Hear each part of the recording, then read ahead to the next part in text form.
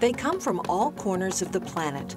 They represent many races and ethnic groups, but in the end, they're all just children seeking a better life in America in our Atlanta region. Schools, more than any other single institution, are on the front line of embracing and managing the growing diversity in our society today.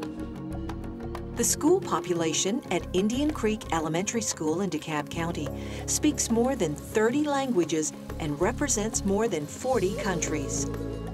Schools are responsible for receiving the students first and foremost. Unlike most aspects of the country, we are a service organization, which means that we're going to receive the students that are coming from these foreign countries. And we're responsible for making sure that we provide educational programs that will deal with language acquisition and provide the needed services that make them successful here in school. Diversity has actually afforded many of our students an opportunity to gain greater acceptance of others. It has given them an opportunity to learn about various cultures and also learn about different regions of our world. So it's been very positive in that respect. School counselors and teachers alike are critical in helping children and their families transition to a new culture. Some of the issues that I help the students and families with at Indian Creek are transitioning from their country and culture to the American way of schooling, which is very difficult for some of our families here. So just registering, what does that mean?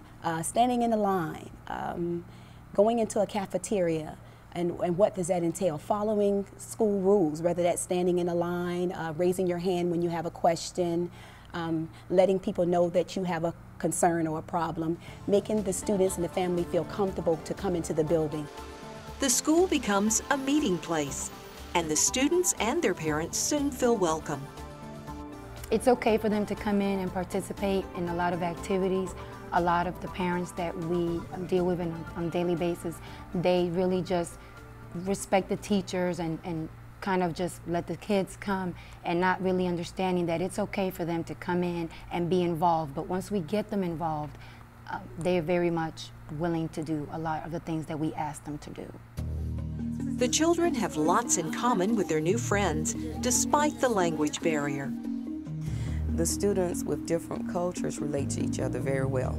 They even try to help each other communicate to teachers or other students in the building.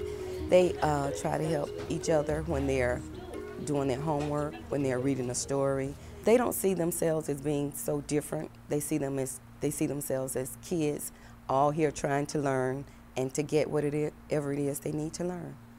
One of the first experiences I had when I first arrived here at Indian Creek Elementary, we do something called the Principal Book of the Month.